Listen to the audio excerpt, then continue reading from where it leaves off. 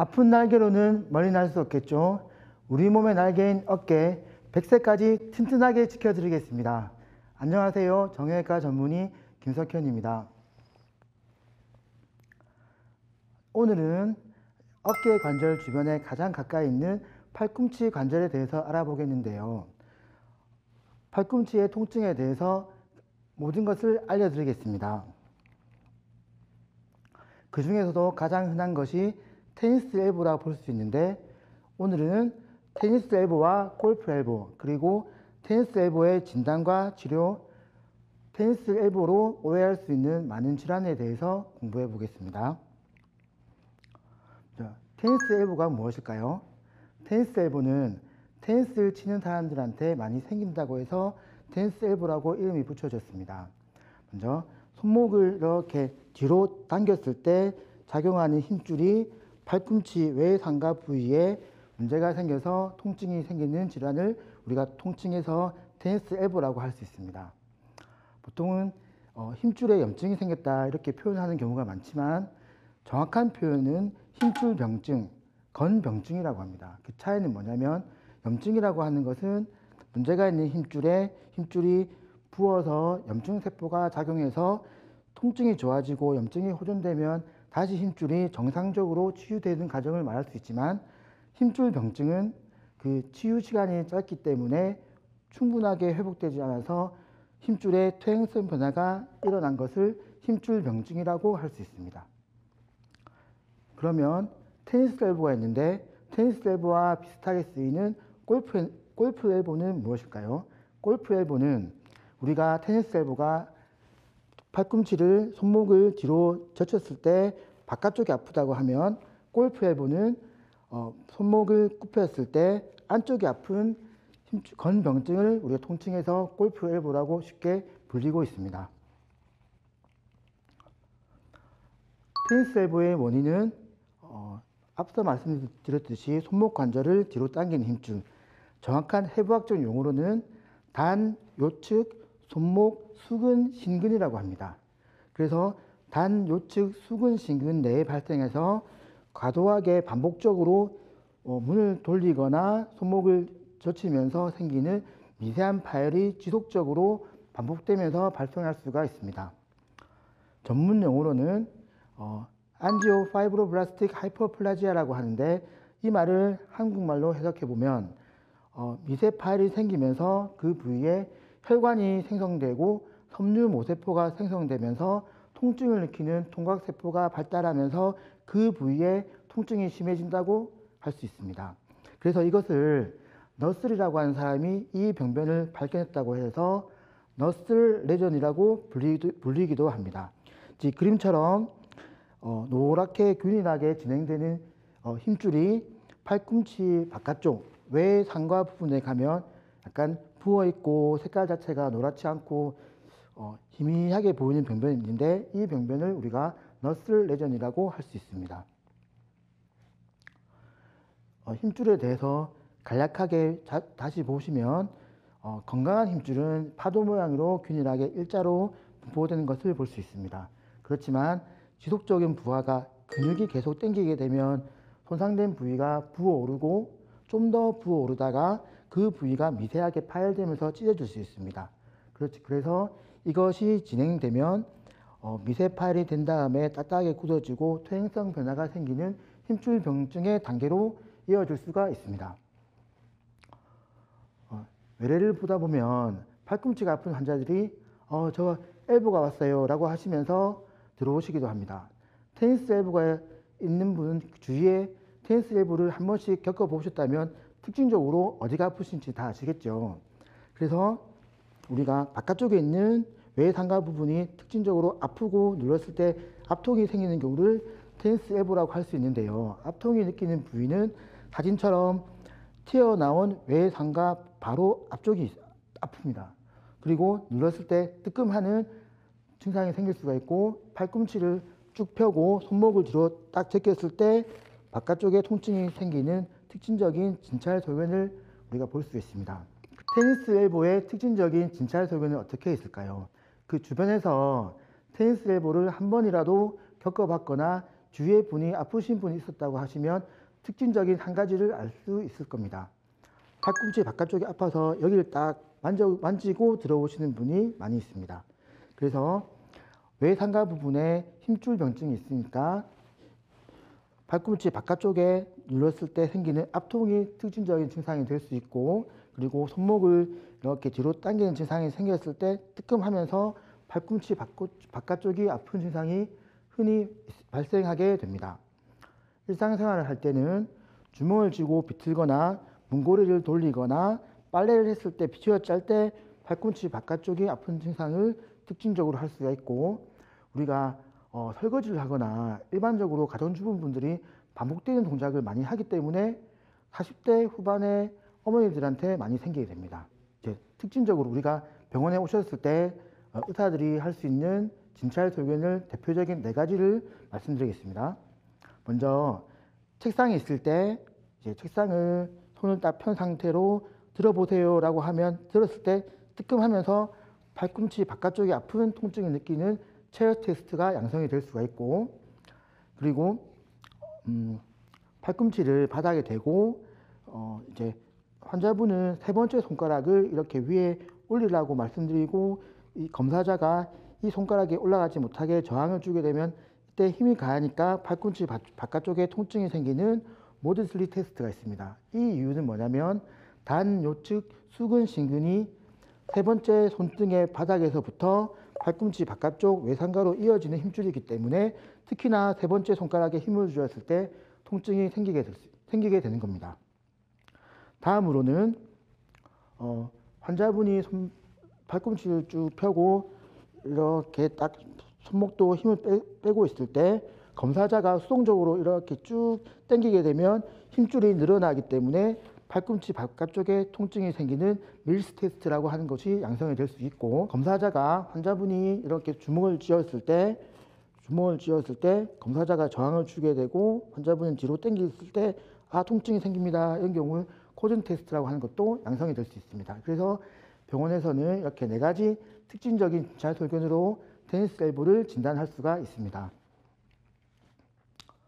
예, 앞서는 이제 환자분의 증상과 진찰소견으로 테니스 엘보를 의심할 수 있었는데, 이게 강하게 테니스 엘보가 의심되는 경우에는 기본적으로 3가지 검사를 하게 할 수 있습니다. 먼저 단순 방사선 엑스레이 검사를 할 수 있는데요. 엑스레이로 힘줄이 보입니까? 라고 많이 하시는데 힘줄은 보이지 않습니다. 그렇지만 엑스레이로 관절 상태를 확인할 수 있고, 환자분 중에서 한 4명 중에 1명꼴로는 엑스레이상 아픈 외상가 부분에 석회가 끼거나 힘줄이 붙는 부분에 울퉁불퉁하게 퇴행성 변화가 나타날 수 있는데, 이런 경우에는 기간이 오래되었고 힘줄 병증이 심한 단계라고 우리가 추측하고 의심할 수가 있습니다. 두 번째로는 이제 초음파나 MRI로는 힘줄의 연속성이나 힘줄의 상태를 알 수가 있습니다. 그래서 초음파로 힘줄의 상태를 볼 수가 있는데, 왼쪽처럼 건강한 힘줄은 외상가에 있는 뼈가 보이고 그 위에 힘줄이 가지런하게 고르게 균일한 밀도로 보이는 것을 확인할 수가 있습니다. 그렇지만 힘줄이 퇴행성 변화가 생기거나 부어있거나 끊어지는 경우, 지금처럼 균일하게 회색으로 가지 않고 중간 부분이 검게 비어있는 것을 볼 수 있는데, 이런 경우 힘줄 병증을 우리가 진단할 수가 있습니다. 다음으로는 MRI 검사를 시행할 수 있습니다. MRI 검사는 참 고가이고 비싼 검사이긴 하지만 그 비싼 만큼 정확한 진단을 할 수 있기 때문에 수술 전 유용한 검사라고 할 수 있습니다. MRI를 찍게 되면 다음 그림처럼 손상된 힘줄 병증을 정확한 크기와 상태를 알 수 있습니다. 지금처럼 화살표 모양으로 검게 힘줄이 지나가야 되지만 중간은 비어있기 때문에 하얀 공간이 생기게 됩니다. 그뿐만 아니라 힘줄 병증과 더불어서 주변에 있는 인대와 관절 연골의 상태도 함께 알 수 있기 때문에 치료 전에는 반드시 MRI 검사를 한 이후에 앞으로 치료 계획을 세우는 것이 유용하다고 볼 수 있습니다. 그러면 다음으로는 이제 이렇게 테니스 엘보가 진단되었을 때는 어떻게 하면 효율적으로 그리고 오랜 기간 고생하지 않고 우리가 좋은 결과를 얻을 수 있을까요? 첫 번째로는 비수술적 치료로도 충분하게 95% 이상, 그리고 많은 분들이 통증이 호전됐다고 할 수 있습니다. 처음에는 과도하게 손목을 당기거나 비틀거나 이런 행동들을 자주 하는 안정과 얼음 찜질이 중요하고, 그리고 이제 마찰 마사지라고 하는데 외상과 부분의 힘줄 부위를 우리가 밀면서 마찰시키면서 이 주변의 근육의 긴장을 풀어주는 치료가 효과적이라고 할 수 있습니다. 그래도 호전 없는 경우에는 전완부 압박대 고정이라고 하는데, 지금 위처럼 힘줄 병증이 생기는 기전은 손목 부위의 힘줄이 계속 근육이 당기면서 외상과 부위에 있는 힘줄 부분을 미세하게 파열시키는 반복적인 동작이 이 테니스 엘보의 큰 원인이 될 수 있습니다. 그래서 전완부에 압박대를 고정하게 되면 근육이 아무리 당기더라도 압박하는 밴드가 힘줄 자체를 보호하고 있기 때문에 오히려 이제 통증이 좋아질 수 있다, 이렇게 할 수 있습니다. 그래서 요즘에는, 예전에는 안정을 취하기 위해서 팔꿈치 부분에 부목 고정을 했습니다. 그러다 보니까 오히려 팔꿈치가 굳어지고 활동이 되지 않기 때문에 재활치료는 어려운데 효과는 그렇게 큰 효과를 기대하지는 못했습니다. 그렇지만 우리가 압박 고정대는 충분하게 팔꿈치도 움직일 수 있으면서 일상적인 기능을 할 수 있고 효과는 더 좋다고 볼 수 있습니다. 다음으로는 병원에서 할 수 있는 체외 충격파 치료가 있습니다. 체외 충격파는 마사지처럼 그 근육 부분을 시원하게 풀어준다는 의미보다는 피부에 젤을 발라서 체외 충격파를 자극을 하게 되면 그 주변에 혈관이 확장되고 염증 조직이 회복되는 기대를 할 수 있기 때문에 근본적으로 손상된 힘줄을 이제 치유할 수 있는 원리로 할 수 있습니다. 그런데 이 체외 충격파는 보통 일주일에 2번 정도 하고 6주 정도는 긴 기간이 지나야지 효과를 점점 서서히 볼 수 있다고 논문에서는 나와 있습니다. 다음으로 이제 초음파를 이용한 주사 치료가 있습니다. 초음파의 효용성은 제가 항상 강조하는 부분이지만 정확하게 안 좋은 부분을 우리가 초음파로 확인하고 그 부위를 바늘을 통해서 주사하는 것이 효과가 좋다고 저는 항상 생각하고 있습니다. 그래서 첫 번째는 통증이 있으니까 이 부위에 마취제나 소염제를 넣어서 할 수 있지만 힘줄 부위는 제한된 공간이기 때문에 만약에 소염제를 투여했으면 그 부위 힘줄이 좀 더 약해지고 끊어질 수 있기 때문에 소염제는 테니스 엘보에서는 저는 사용하지는 않습니다. 그래서 소염제 대신에 이 부분에 힘줄과 뼈 있는 부분에 포도당을 이용하게 되면 탐투함 작용 때문에 이 부위가 다시 또 재생될 수 있는 원리를 할 수 있기 때문에 그런 프롤로라고 하는 인대 강화 주사 치료가 또 도움이 될 수 있습니다. 그 다음으로는 빈 공간에 힘줄을 구성하는 성분인 콜라겐을 이용해서 빈 공간의 초음파를 통해서 콜라겐과 마취제를 섞어서 주입할 수도 있습니다. 그리고 마지막으로는 PRP라고 해서 자가 혈소판 혈장 치료라고 하는 게 있습니다.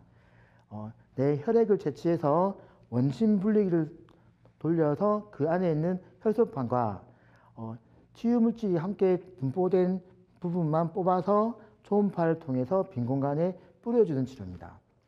이것은 힘줄을 근본적으로 재생시키고 치유할 수 있다고 해서 최근에는 건강보험도 적용되는 좋은 치료라고 할 수 있습니다. 그러면 대부분 경우에는 10명 중에서 9명 이상은 좋아집니다. 그렇지만 3개월이 지나고 6개월이 지나도 내가 너무 통증이 심해서 아파서 병 따기도 어렵고 설거지 하기도 어렵고 심지어는 밥 먹기도 어렵다고 하시거든요. 그러면 어떻게 할까요? 그때는 부득이하게 수술적인 치료를 고려할 수가 있습니다. 그럼 수술은 두 가지로 볼 수 있는데 힘줄 병변의 크기가 작거나 병변이 힘줄 파열이 심하지 않다고 하면 관절경으로 손상된 부위를 충분하게 열어주는 관절경적 유리수술을 할 수가 있고, 힘줄 상태가 좋지 않고 그 인접 부위의 힘줄 파열의 크기가 크다. 이런 경우에는 부득이하게 절개를 해서 그 부분을 다듬어주고 다시 또 봉합해주는 개방적 유리술을 특히나 심한 경우에는 힘줄 파열 심한 경우에는 봉합술까지도 할 수가 있습니다. 그 두 가지에 대해서 지금 다시 좀 살펴볼까요? 관절경적 유리술을 하기 위해서는 환자분은 처음 그림과 같이 엎드린 자세에서 팔은 꺾어지는 자세를 취하게 됩니다. 그래서 팔꿈치 바깥쪽과 안쪽 부분에 3mm 정도 되는 작은 절개를 하게 되는데요. 먼저 안쪽에 작은 절개를 해서 관절경으로 관절 내부를 확인하게 됩니다. 그러면 첫 번째 그림처럼 소두와 팔꿈치 부분과 그리고 요골의 머리 그리고 관절 주머니가 정상적인 경우에는 저렇게 균일하게 딱 노란색으로 보입니다. 그렇지만 관절 주변에 관절막이 찢어지거나 염증이 있는 경우에는 약간 붉으스름하게 보일 수 있습니다. 그래서 화살표 모양은 관절막이 이렇게 찢어지는 소견을 관찰할 수 있습니다. 세 번째 그림처럼 관절막이 심하게 찢어진 경우에는 단 요측 수근, 신근 여기에 보면 ECRB라고 하는 이 힘줄까지도 노출되는 상태를 관찰할 수가 있습니다. 그러면 이 부분 때문에 통증이 생기니까 이 부분을 잘라주거나 다듬어 주거나 이렇게 해야지 통증이 감소되니까 관절경으로 그런 과정을 거치게 됩니다. 그래서 테니스 엘보의 힘줄 병증을 우리가 쉽게 이해하기 위해서는 옷깃이 나풀나풀 거리기 때문에 이 부분을 잘라서 다듬어 주는 경우를 비교할 수 있고, 우리가 손톱 가시렉이라고 하는데 이 부분이 계속 자극되기 때문에 만지거나 움직일 때 통증이 생기기 때문에 이 부분을 정리하는 것처럼 힘줄 부분을 가지런하게 다듬어서 아픈 부분의 원인을 제거한다고 보실 수 있습니다. 그래서 반대쪽에 작은 절개 구멍을 통해서 전기 소작기를 주입합니다. 그래서 관절막 주변을 다듬어 주고, 그리고 손상된 부분에 힘줄이 있으면 이 부분을 전기 소작기로 쉽게 말하면 딱 정리해서 태운다고 봅니다. 그래서 뒤쪽 부분에 정리하게 되면 정상적인 뒤에 있는 요측 수근, 장근이 있는데 그 부분이 보일 때까지만 다듬어주고 그 부분 자체를 손상시키면 깊이가 깊기 때문에 오히려 불안정성이나 통증이 더 심할 수 있기 때문에 그까지 가지 않고 손상된 부위에 요측, 수근, 신근 부분만 다듬어서 병의 원인을 제거해 주는 겁니다. 두 번째 케이스인데요. 이 경우에는 처음 그림처럼 관절막이 앞서 보여드렸던 환자보다는 찢어진 게 크기가 좀 큰 편입니다. 그래서 먼저 이 부분을 쉐이버라고 하는, 쉽게 말하면 청소기, 관절경에서 쓰이는 청소기라고 보면 되는데요. 이 청소기로 손상된 부분을 다듬어 주고 그 부분을 마지막으로 전기 소작기로 다듬어 주게 되면 병변이 호전되기 때문에 통증은 좋아질 수 있다고 봅니다. 그러면 그림으로 봤으니까 뭔가 와닿지 않고 생동감이 별로 없는 것 같으시죠? 그래서 수술 동영상을 간단하게 정리해서 보여드리겠습니다. This is Dr. Chris Doherty. Here we're doing an arthroscopic tennis elbow release. You can see my shaver has debrided the capsule. In this case now we can clearly see the tendon for the extensor carpi radialis brevis. This is the tendon that essentially has just gone bad in tennis elbow. Basically what happens is the tendon starts getting micro tears and it doesn't have the ability to heal itself, so over time it starts degenerating and just causing more pain. In an arthroscopic tennis elbow release, we simply resect the torn portion of the tendon. You can see the very top part of the tendon above us, which is the white. We don't want to cut through the muscle, so we simply cut the white tendon that's causing the problem. This is the tendon for the extensor carpi radialis brevis. And once we've got this cut completely, then we'll bring our shaver back in and debride it back to a nice stable margin. Debriding means we just essentially clean it up. Occasionally, patients will have tissue that's in the backside of the elbow, which could be impinging or pinching inside the joint as well. So we'll drop into the backside and inspect for this as well. This is where we'll see what's called a radiocapitellar plica. So here we're just utilizing our shaver, debriding this resected portion of the extensor carpi radialis brevis. And again, this is on the outside or lateral part of the elbow. Once we take this back to a nice stable margin, then we'll move to the back side of the elbow, resect our radiocapitellar plica, and look at the back side of our radial head. Here, to the right of the screen, is the arm bone, the humerus, and at the bottom of the screen is the radial head. So we're going down deep enough to make sure we get all the tendon fibers resected, since this is the source of the pain in this condition. So now that we've got the tendon cleaned up in the front, we'll drop in the back. We'll clean out our radiocapitellar plica. Cartilage is usually nice and white and smooth. Here we see there's a raw spot that's early chondromalacia on the back side of the elbow. 그럼 지금까지 테니스 엘보에 대해서 충분히 이해가 되셨습니까? 네. 그러면 이제 지금부터는 테니스 엘보와 혼돈할 수 있는 대표적인 질환 4가지에 대해서 말씀드리겠습니다. 가장 흔한 것이 요골 터널 증후군이 있고, 두 번째는 외상으로 인해서 인대 손상이나 주변 구조물의 손상이 생겨서 안정성이 떨어지는 내반 불안정성, 그리고 지속적인 자극으로 인해서 소두 바깥쪽에 있는 부분, 뼈의 부분에 연골의 손상이 오는 소두의 박리성 골연골염, 마지막으로는 관절 자체가 연골에 닳아서 관절 간격이 좁아지는 관절병증이 있을 수가 있습니다. 가장 흔한 요골 터널 증후군에 대해서 먼저 보겠습니다. 요골 터널이 무엇일까요? 요골 터널은 요골 신경의 깊은 분지가 표층에 있는 회외근을 지나가서 밖으로 나올 때까지의 공간을 말하고, 그 나가는 출구 쪽에서는 후골막 신경으로 바뀌는데, 그 공간을 우리가 요골 터널이라고 할 수 있습니다. 그러면 요골 터널 증후군은 요골 터널 안에 있는 후골간 신경에 압박이 생기면서 발생하는 신경병증이라고 볼 수 있는데요. 그러면 요골 터널 증후군하고 테니스 엘보의 차이점은 무엇일까요? 가장 대표적인 차이가 앞통이 있는 위치가 다른 겁니다. 앞서 말씀드렸던 테니스 엘보는 외상가 부분에 그 부위에 튀어나온 뼈 주변이 앞통이 생기고, 요골 터널 증후군은 거기서부터 3cm나 4cm 지난 이 부위에 앞통이 생기게 됩니다. 그렇지만 한 5% 정도는 동반되는 증상이 함께 있을 수 있기 때문에 이 두 질병을 따로따로 생각하지 않고 함께 평가하고 진찰하고 우리가 검사를 하는 것이 더 효과적이라고 볼 수 있습니다. 그러면 요골 터널 증후군이 있을 때 치료는 기본적으로는 안정을 좀 취하고 소염제를 먹으면서 그 주변의 근육을 풀어주는 것이 도움이 되는데, 이에도 반응이 없을 경우에는 초음파를 볼 수도 있고, 그리고 진찰상에서 앞통에 있는 부분에다가 우리가 주사제를 넣어서 주변에 요골 터널이 압박되고 있는 그 구조물을 이제 이완시켜주고 근육을 풀어주는 주사 치료도 해볼 수가 있습니다. 그렇지만 6개월 이상 통증이 심하고 일상생활에 문제가 있다, 이런 경우에는 우리가 수술적 치료를 해줄 수가 있는데요.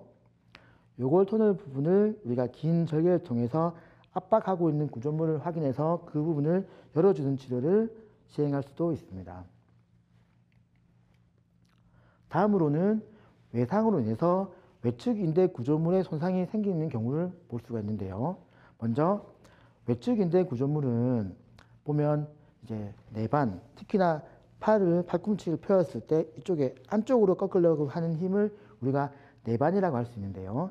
이 내반의 힘을 지탱해주는 제일 큰 인대 구조물이 외측 측부 인대라고 볼 수 있습니다. 외측 측부에 이렇게 인대들이 있습니다. 그런데 이 부분이 넘어지거나 지속적인 운동을 통해서 약해지거나 문제가 생기면 팔꿈치를 펴었을 때 안쪽으로 위쪽을 잡고 꺾었을 때 찌릿찌릿하고 외상가 부위에 압통이 느낄 수 있습니다. 이런 경우에는 인대가 문제가 있기 때문에 힘줄병증이 아니기 때문에 이 인대에 대한 치료를 먼저 해주는 것이 치료의 원칙이 될 수 있습니다.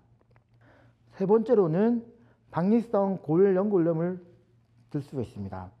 먼저 젊은 야구 선수들이 이렇게 투구 동작을 할 때 안쪽은 벌어지고 바깥쪽은 압박되게 됩니다. 그러면 소두의 부분이 계속 요골의 머리와 압박하는 힘이 있기 때문에 연골이 부딪히면서 손상이 될 수가 있습니다. 그래서 단순 방사선 검사상에서 이렇게 연골이 뿌옇게 문제가 생기는 경우가 있을 수 있기 때문에 이런 경우에는 MRI 검사를 해서 좀 더 정밀하게 연골이 손상이 얼만큼 되는지, 크기와 손상된 연골이 얼만큼 어긋난지를 봐서 치료의 방향을 정할 수 있습니다. 그래서 먼저 통증이 심하지 않거나 손상된 연골이 심하게 어긋나지 않는 경우에는 보통 팔을 굽히고 펴고 할 수 있고 바깥쪽으로 흔들리지 않도록 하는 힌지 보조기를 통해서 3주나 6주 정도는 고정을 하면 보통 대부분은 좋아지기 마련입니다. 그렇지만 통증이 지속되고 그 골편의 크기가 크거나 골편이 전이된 경우에는 크기에 따라서 그 골편을 다듬어 주거나 제거하거나 너무 큰 경우에는 그 골편을 제거하게 되면 안정성이 떨어지거나 관절염이 올 수 있기 때문에 그 골편을 먼저 우선적으로 고정하는 수술도 고려해 볼 수가 있습니다. 마지막으로는 전구액, 특히나 바깥쪽에 관절 자체가 무너져서 아픈 경우도 있기 때문에 무조건 이런 경우에는 관절 연골 자체에 문제가 있기 때문에 아무리 힘줄에 대한 치료를 하더라도 통증이 근본적으로는 제거되지 않습니다. 그래서 관절 병증인지 확인하고 그 기간과 통증의 정도와 그 다음에 영상학적 검사의 문제의 정도에 따라서 개방적으로 안에 있는 뼈 조각을 제거한다든지 관절근을 통해서 내부를 다듬어 주거나 심한 경우에는 인공관절 치환술도 고려할 수 있기 때문에 다양한 검사를 통해서 치료 방법과 앞으로의 계획을 세우는 게 중요합니다. 네, 오늘은 테니스 엘보에 대해서 진단과 치료, 그리고 테니스 엘보로 오해할 수 있는 질환들에 대해서 알아보았습니다. 도움이 되셨나요? 앞으로도 여러분의 어깨에 튼튼한 날개를 달아드리기 위해서 유익한 내용으로 준비하도록 하겠습니다. 감사합니다.